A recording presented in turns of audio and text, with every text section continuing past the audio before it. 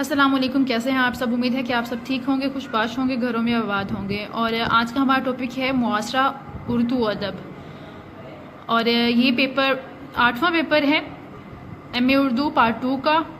इसका पहला सवाल लाजमी है और फिर हिस्सा अव्वल और हिस्सा दोम में से दो दो सवाल आपने करने होंगे, जबकि 4 सवाल आपको दिए जाएंगे, यानी कि हाफ आपको चॉइस होगी।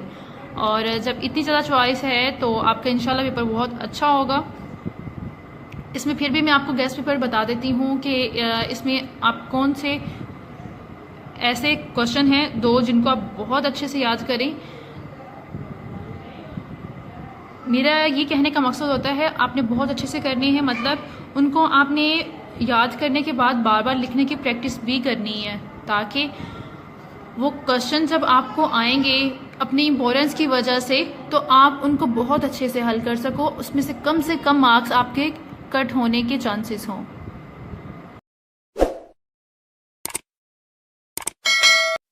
सबसे पहले बात आती है कि आपको जो शेरी मतन आएगा, शेरी हिस्सा आएगा, वो कहाँ से आएगा, वो किसकी गज़ल होगी, नज़म होगी, वो आपको कैसे पता चलेगा। ये आपका मास्टर लेवल है। मास्टर लेवल में आपने 50% है कि वो चीज़ आपकी आंखों से गुजरी हो, आपने पढ़ी हो, आपके सिलेबस में से आए, और 50% है कि वो चीज़ आपके लिए बिल्कुल न्यू हो और उसके बारे में आप नहीं जानते हो कि वो किसकी गज़ल या नज़म हो। उर्दू लिटरेचर बहुत वसी है और इसमें सारी जो राइटर्स जो आपकी बुक्स में नहीं शो हो रहे होते हैं वो भी शामिल होते हैं, चाहे वो तनकीद के टॉपिक हो। इसीलिए तनकीद के पेपर में भी ऐसा पहला क्वेश्चन है कि जो आपको पता ही नहीं होगा कि वो कौन सा शेरी हिस्सा उठा के दे देंगे। चांसेस होंगे कि हो सकता है वो फर्स्ट बुक से उठा के दे दें, लेकिन इसी तरह इसका भी यही हाल है कि हो सकता है कि आपका जो मुआसरा नज़म है उसमें जो राइटर्स हैं उनका कोई हिस्सा उठा के दे दें, नज़म का कोई हिस्सा दे दें, नज़में उनमें से कुछ दे दें। और हो सकता है जो मुआसरा गज़ल है उसके जो टॉपिक्स हैं उनको लेते हुए या उसमें से कोई गज़ल चूज़ करें और उसको आपको तशरीह करने के लिए दे दें। फिर आपको ये बताना होगा कि वो गज़ल या वो नज़म किसकी है। और इसमें मेन चीज़ होगी वो आपको देखेंगे कि आप तशरीह कितनी अच्छी कर पाते हैं।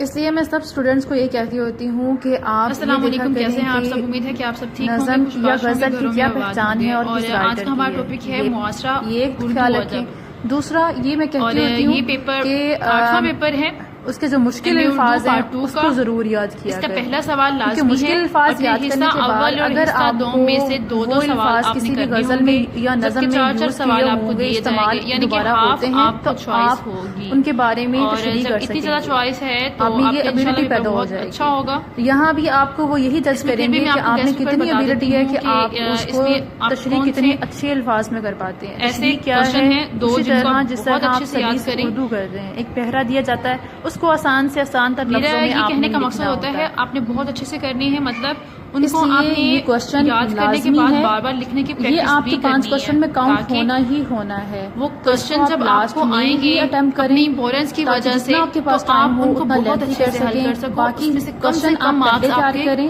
कट अभी होने भी, के चांसेस और बाद में इसको आप सबसे पहले क्या करेंगे, ये वाला हिस्सा आपने करना ही करना है।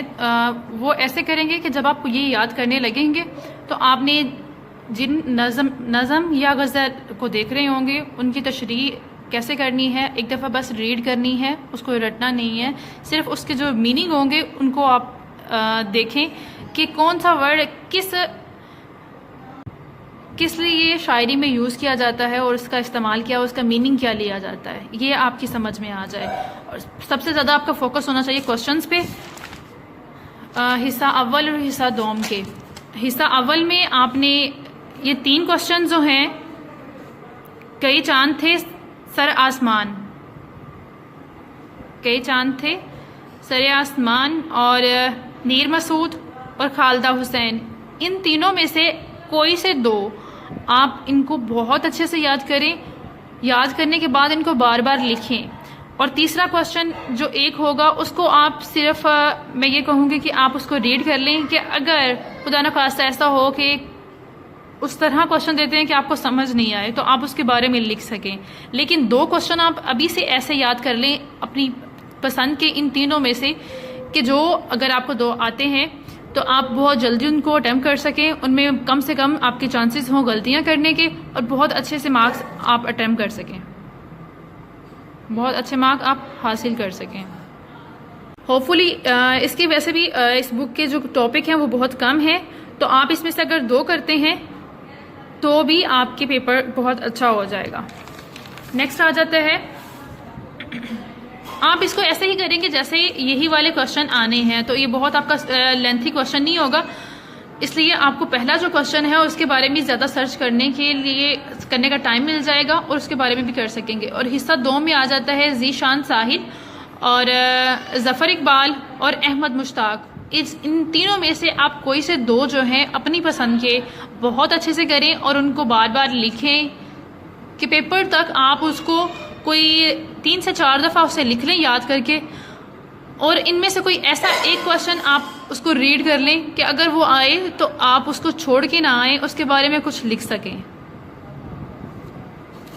और फिर बारी आ जाती है आपकी शेरी हिस्से की, नज़म या उसमें जो गज़ल वगैरह दी जाएगी। जो आपके राइटर्स मैंने आपको बताया थे नज़म और गज़ल के, उनकी गज़ल और नज़मियात को देखा जाए, उनको देखें।